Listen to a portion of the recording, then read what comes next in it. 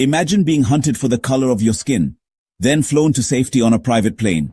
This week, the United States welcomed 49 white Afrikaners from South Africa as refugees, airlifted on a chartered flight, on the grounds that they face genocide back home. Meanwhile, countless migrants from Asia, Africa, and Latin America, including Indians, are deported, handcuffed, and shackled. Their only crime, overstaying a visa. Today we ask, why does race determine who is oppressed and who is treated with compassion? My name is Sandeep. Let us delve deep. To understand the present situation, we must first reflect on South Africa's dark past. The 1948 to 1994 apartheid enshrined racial segregation into South African law. Under the Natives Land Act of 1913 and subsequent apartheid statutes, black South Africans were forcibly removed from their homes and relocated to homelands, often barren and overcrowded lands devoid of infrastructure. They required to carry passbooks, denied quality education, barred from skilled professions, and excluded from political power. Indian and colored communities fared marginally better but remained second class, restricted to separate townships, schools, and services. White Afrikaners, by contrast, held government positions, owned most land, and enjoyed free movement and full political rights.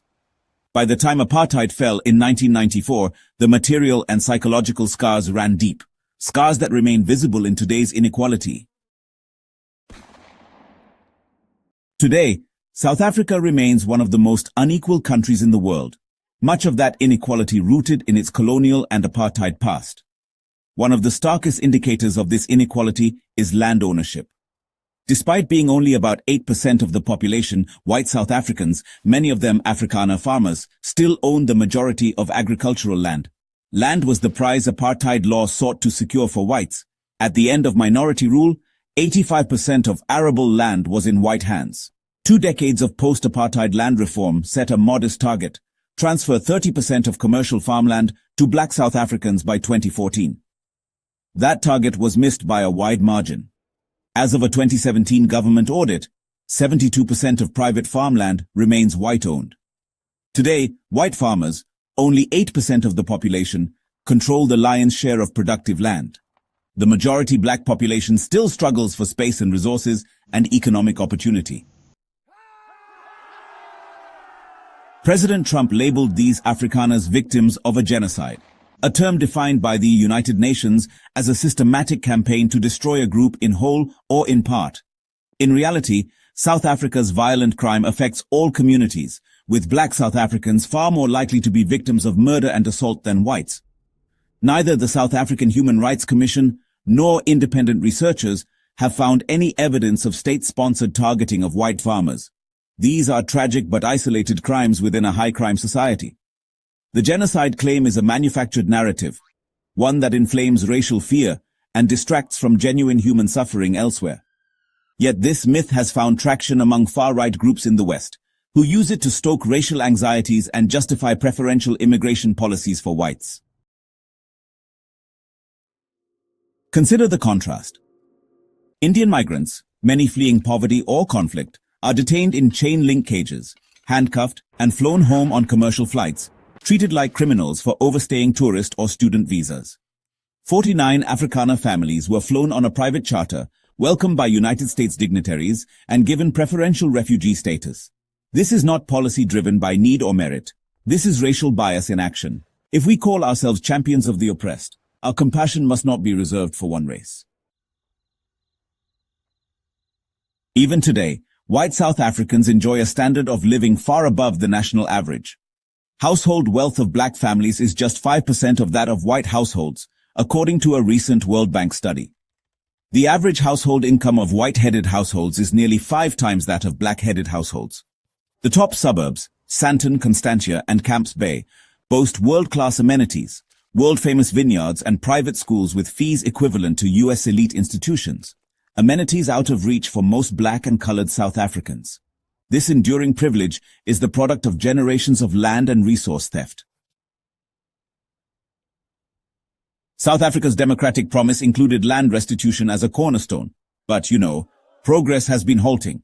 Restitution, which is compensating those forcibly removed, has suffered bureaucratic delays. Tenure reform or securing legal rights for community farms remains underfunded.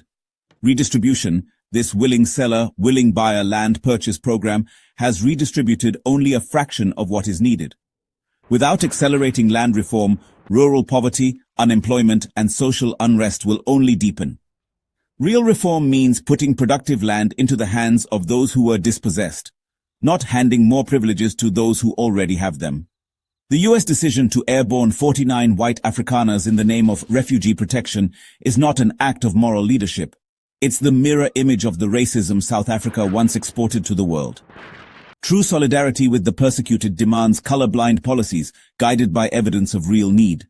If President Trump or any leader professes compassion for victims of violence, they must apply it equally, whether those victims are black, brown, or white. And here at home, we must demand refugee and immigration policies rooted in justice, not racial favoritism. As for South Africa, genuine land reform, redistribution, restitution, and tenure security remains the key to healing apartheid's wounds and forging an equitable future. Anything less consigns the promise of 1994 to the history books as another unfulfilled dream. Finally, a few words for Mr. Donald Trump. Mr. President, Americans are not racists. They all live together with utter disregard to anybody's color, religion, ethnicity, and race. They have elected a black president in the past. If you think you are just and unbiased, apply the same policy to all people persecuted in the world. Send chartered planes to Congo, Sudan, Afghanistan, and Haiti. Bring the persecuted people to the US with the same respect as you showed to the Afrikaners. Or you will be remembered as the racist president of America whose agenda was make America white again. That's all, folks. Thank you for watching. Subscribe for in-depth analysis on global justice. Share this video to spread awareness. Until next time, take care.